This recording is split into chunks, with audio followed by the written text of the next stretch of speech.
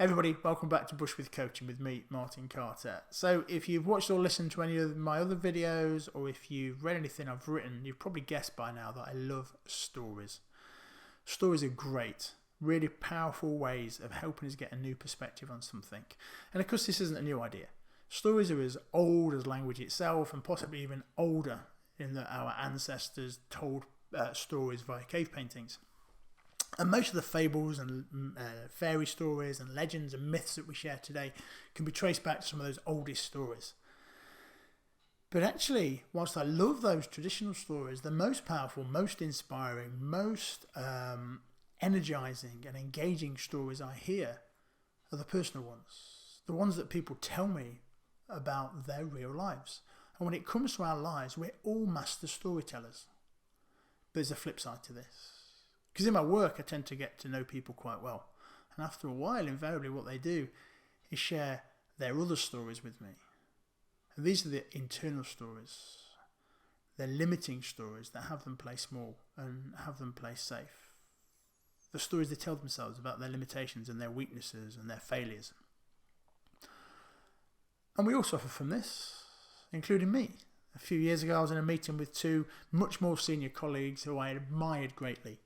And we're working on a project. We've been working on a project for a while, so we got to know each other a little bit. And I suddenly find myself saying that I couldn't quite believe I kept getting away with it. And what I meant was, I seemed to be invited to jobs and opportunities and roles, which in my mind needed somebody who was much more talented, much more diligent than me. And I ended by saying, I just try and get to the end of each day without being found out. Now, my honesty shocked me, but not as much as their response, because they both looked at me and went, "You too? I thought that was just me." And superficially, that was a very light-hearted exchange. But actually, all three of us knew we were revealing a deeply held fear and insecurity about ourselves at that point. And it was that we weren't good enough. And it wasn't true, of course. We were more than good enough.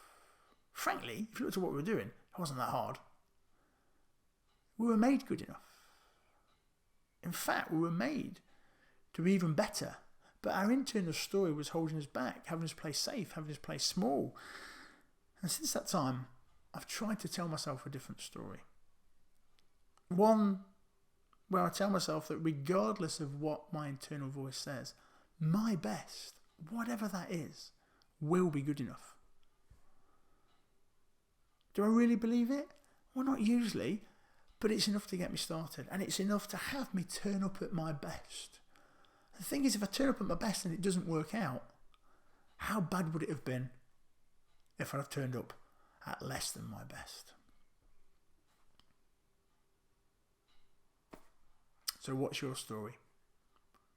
What's the internal story that's holding you back, that has you fearful, scared, worried, apprehensive and unable to turn up at your best?